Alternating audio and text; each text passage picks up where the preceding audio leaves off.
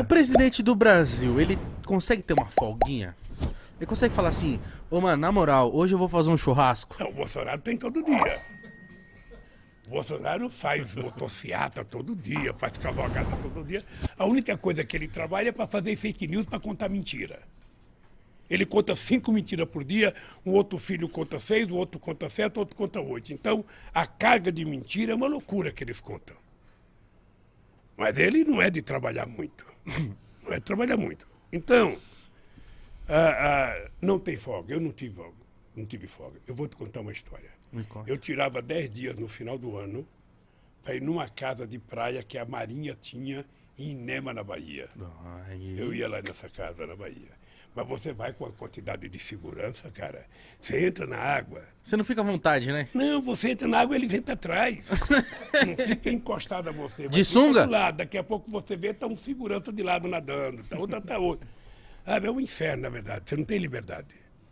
Eu passei 8 anos, presidente da República, em que eu ia para o palácio às 8, saía das 8, ia para casa, sábado e domingo em casa, sabe? O Stuquinho acompanhou isso, a maioria das vezes era na minha casa. Por que que eu não saía? Eu tinha medo de fotografia. Eu sempre tive medo sabe? Tem muita gente maldosa, tem muita gente... E eu não queria me expor. Sabe? Eu tinha uma obsessão de acertar. Eu pedi a Deus todo dia, eu não posso errar. Qualquer um que erra, não tem problema nenhum. O cara errou, todos já erraram. Ninguém faz nada por esse povo. Então, volta para casa, vai para Paris, passa 8 meses em Paris, o outro vai para Nova York, 10 meses em Nova York, o outro vai para Londres escrever um livro. Eu não. Eu tinha que voltar para São Bernardo do Campo, eu tinha que voltar a 600 metros da Volkswagen, eu tinha que ouvir os companheiros do sindicato fazer discurso, xingar o governo. Então, eu não podia errar. Então, eu tinha uma obsessão. Você sabe quantas conferências eu fiz para fazer as políticas do governo? 74 conferências. Nossa. Quando você encontrar com LGBT, eu fiz encontro nacional de LGBT. Eu fiz encontro nacional de catadores de material reciclável. Durante todo o meu mandato, Mitico, dia 22, se você quiser ir, está convidado, vocês dois. Aonde? Se vocês quiserem ir, eu vou fazer o Natal com os catadores de papel e moradores de rua aqui em São Paulo. Durante os 8 anos que eu fui presidente da República, eu vinha todo dia 23 de dezembro tomar café com eles. Eles apresentavam uma pauta de reivindicação, a gente levava, no ano seguinte a gente atendia aquelas, eles faziam outra. Vamos. Durante todo o tempo. Eu topo. É por isso que a elite não gosta de mim, porque se eu, ao invés de ficar com os catadores de papel, fosse no campo de golfe, colocava roupa branca, aquele lençol pendurado no bolso aqui, como eles fazem, sabe? Eles me adoravam. Mas então eu tenho orgulho do que eu fiz. Uma vez eu levei os sem-teto lá para Brasília, no palácio. Nossa. Aí fizemos um ato. Quando eu dei a palavra para o sem-teto, o cara foi lá para frente e falou: presidente, eu não preciso falar. Eu não tenho o que falar. Porque só o fato do senhor deixar eu entrar aqui dentro, eu já estou realizado. Aí eu lembrei de uma coisa, sabe o que eu lembrei? Eu fui em 94 convidado para ver o Mandela, lá no Palácio do Mandela. E quando eu cheguei lá, o povo passava perto do Palácio e passava a mão na parede. Eu perguntei para o Mandela, por que o povo está passando a mão na parede? Está essa fila de gente. Mandela falou: presidente Lula. Não, presidente porra nenhuma, não era presidente, era só Lula. Ele falou: ô Lula, ô Lula, é o seguinte, esse povo não podia encostar a 10 quilômetros daqui. Esse povo era massacrado. Agora que eu cheguei aqui, eles podem vir aqui, se quiser entrar aqui, entra aqui. Eles ganharam liberdade. E esse cara me deu essa lição. Falou: Lula, eu não quero falar. Só o fato de eu entrar aqui dentro, eu já estou realizado. Porque a palavra correta não é governar, você tem que cuidar do povo. Para que você é eleito? Para cuidar do povo. Sabe, vocês dois têm a missão de cuidar da mente das pessoas que ouvem vocês. Sim. Sabe, vocês sabem disso. Vocês têm mais responsabilidade do que vocês pensam que têm. Porque o que vocês falarem aqui, sabe, Porque vai bater na cabeça de muita gente que gosta de vocês, que ouve vocês. Então vocês têm que saber, sabe, que uma pitadinha de educação política vocês podem dar todo dia para as pessoas como vocês. Tem que Concordo. saber, né, cara? Tem que Concordo. saber fazer isso. E tem que saber a responsabilidade que tem. Eu creio muito nisso, tento todo dia tá, tipo, colocando a responsabilidade em dia de, tipo, pô, tem que ir mais por ali, mais por aqui, tipo, não achar que é festa, que é oba-oba, que a gente não fala com ninguém. E eu tenho uma pergunta que pra mim eu queria muito fazer, porque quando você ia ser preso, você podia ir pra outro país. Eu, particularmente, teria ido. Eu falei, caramba, ser preso, perder a sua liberdade é a coisa mais preciosa que a gente tem na vida. Por que você não escolheu sair pra outro país? Porque te ofereceram, né? Querido Igão, é uma coisa... Eu jamais... Eu vou contar uma pequena história para vocês saberem o que eu estou falando. Minha mãe teve 8 filhos. Ela criou esses filhos sozinha, praticamente. Não foram poucas as vezes em que a gente não tinha o que comer em casa. Eu morava no fundo de um bar. O banheiro que a gente utilizava era o banheiro que os bêbados do bar utilizavam. Nossa Senhora. Era lá que tinha que tomar banho minha irmã, minha mãe e nós. Eu tinha uma vontade de chupar chiclete de bola. Naquele tempo chamava de chiclete americano. Você não viveu, o pai de vocês ou o avô de vocês, Quer dizer, não? sabe, aquele que fazia bola. Você não imagina a loucura que eu tinha de fazer uma bola. E nunca tive dinheiro para comprar o chiclete. Eu trabalhava quando o meu tio ia no banheiro do bar, ele pedia para mim tomar conta do bar, eu poderia roubar um chiclete e levar para casa. E eu não roubava, porque eu tinha medo de envergonhar minha mãe. Eu tinha um companheiro chamado Boquita. Boquita era filho de um cara sergipano, não esqueço nunca.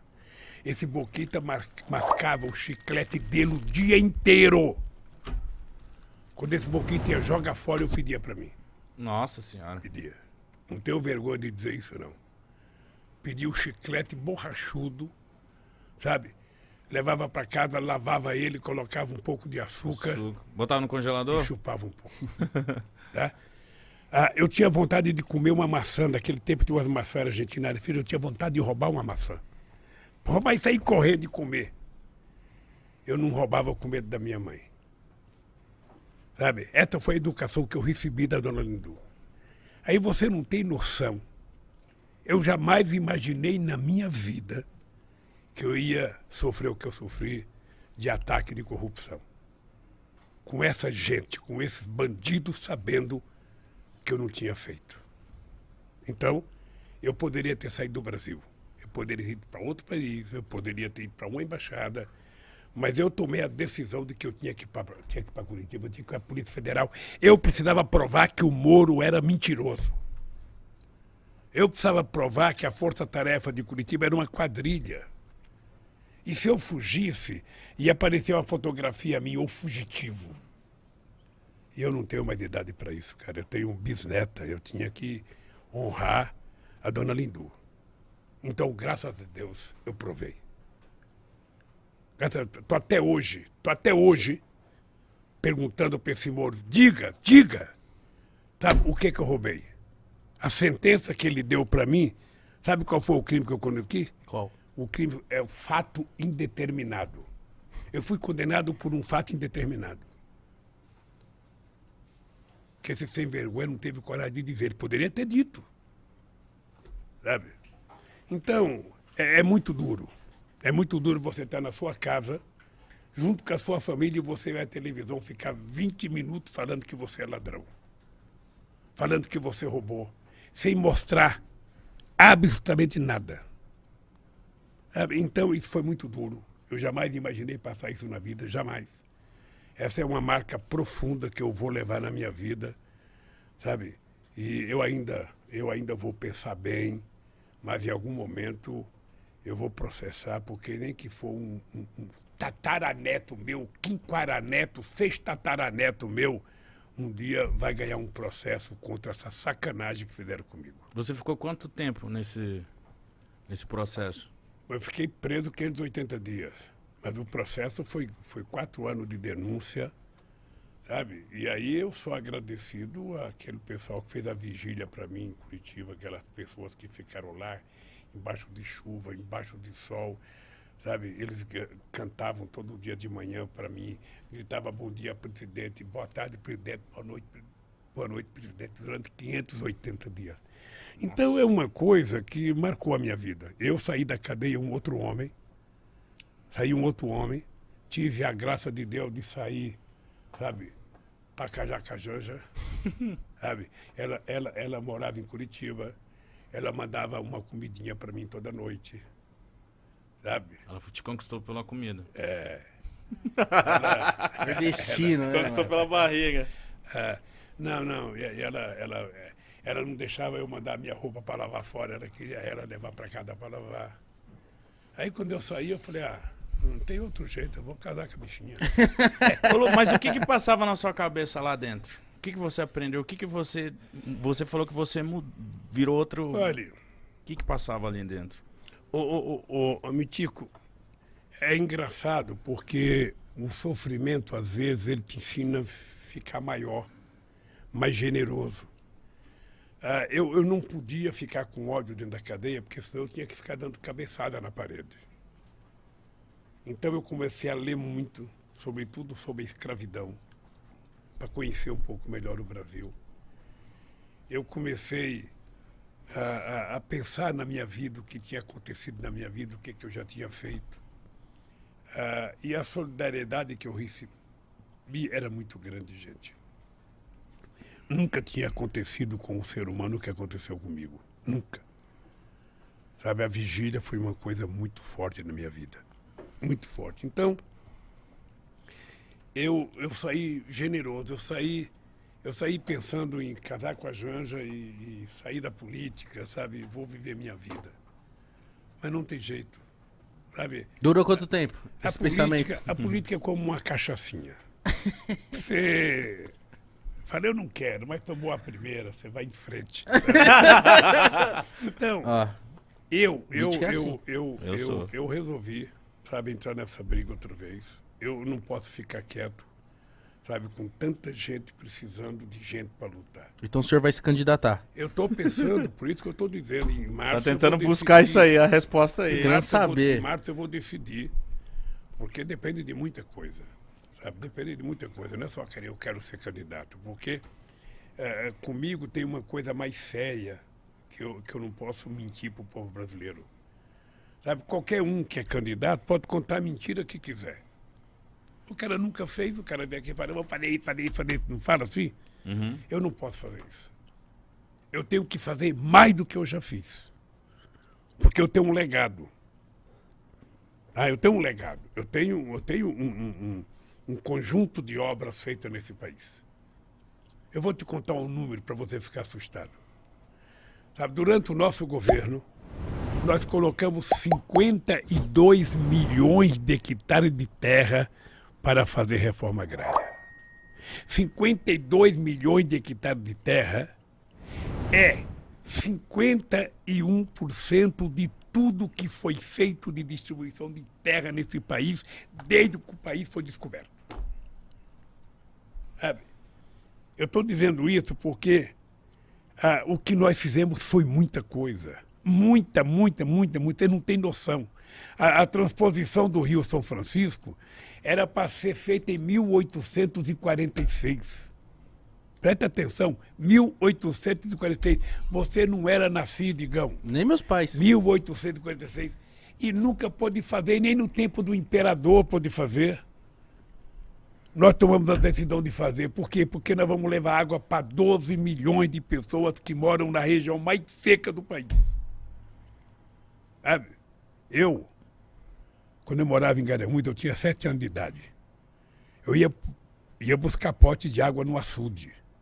Você chega no açude para pegar água, tá a vaca fazendo xixi, fazendo cocô, tá a cabrita fazendo, tá o cavalo.